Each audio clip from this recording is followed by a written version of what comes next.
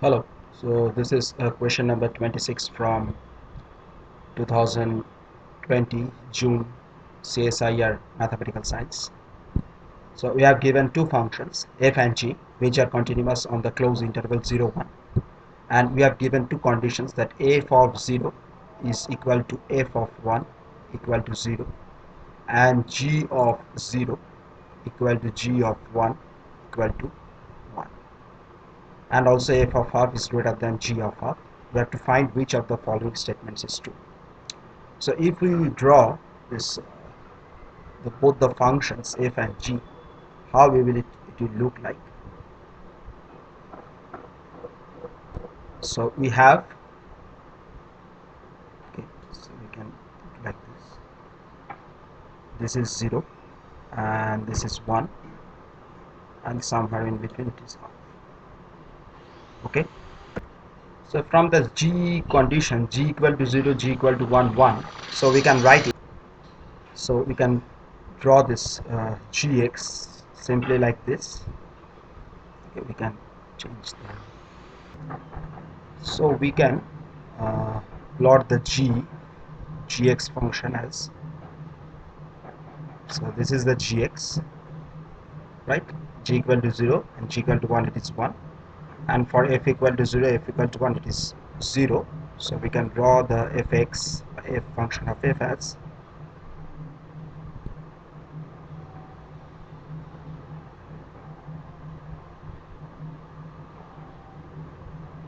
okay. So this is the f of x, or you can write it as f or g, something like that.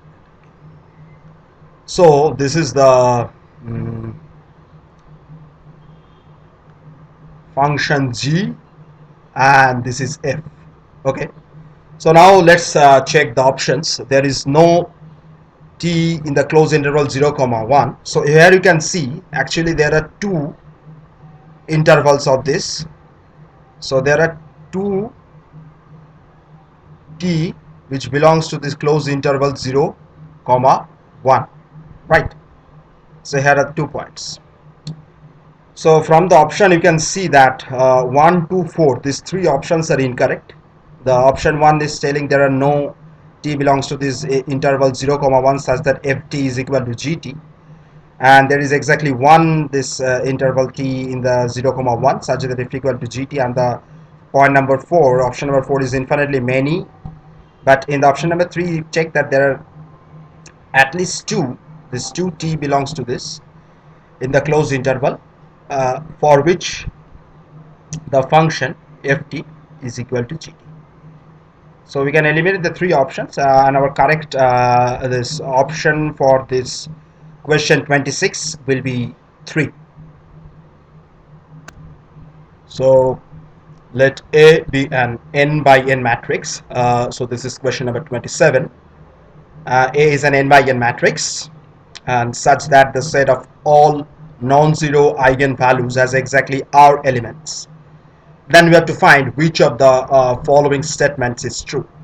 So we have this A n by n, right? So now if we choose, or suppose this this matrix, let us consider a matrix 0 1 0 0. Okay, it's 2 by 2 matrix. So what will be the s square? S square will be 0, right?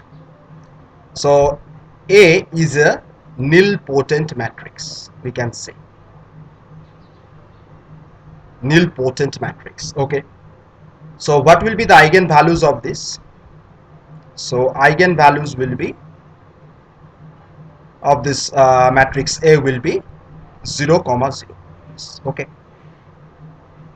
so we have to tell that how many total number of non-zero eigenvalues are there. The total number of non-zero eigenvalues is 0, and the rank of this matrix A is 1, right? Now let's check with the options. So we have this r equal to 0 and r of A, the rank of this matrix A is 1. So let's check option number 1. So it is saying that RA is less than equal to R, rank of A.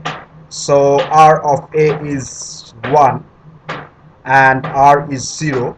So 1 cannot be less than 0, less than equal to 0. So option 1 is not true, it is incorrect.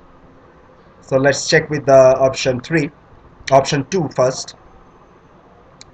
So option 2 is saying that R equal to 0, then RA is less than n minus 1, where n is the rank or this size of the matrix. So if R equal to 0 we are given, so n minus 1 means 2 by 2, so 2 minus 1 1.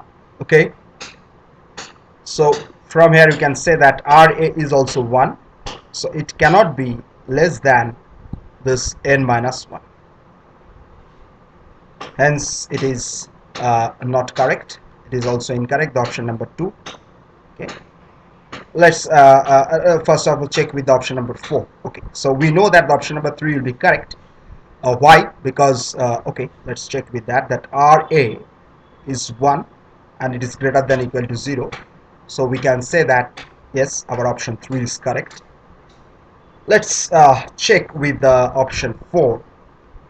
Okay, so it has been given that A square has are distinct non-zero eigenvalues. Okay, so first of all let us consider a matrix A, and we can write this matrix as 1 0 0 minus 1. Okay, so eigenvalues of this matrix will be 1 minus 1, right? These are the two eigenvalues, and rank is, so R is equal to 2 over here, right? The two eigenmatrix, the non-zero eigenvalues, these two non-zero eigenvalues are there, so R equal to 2. Similarly, eigenvalues for of this matrix A square, it will be 1 comma 1, right? Because 1 square is equal to 1 and minus 1 square is equal to 1. So these two things. Okay, so we have this after following this. So R A square, we have been told that in the this option number 4 that A square has R distinct non-zero eigenvalues. So we have this A square. So we find that A square over here has R equal to 2 distinct non-zero eigenvalues. So in our case option 4 is also not true, so we only find that the option 3 is correct for the question number 27. So in our case the correct option is option 3.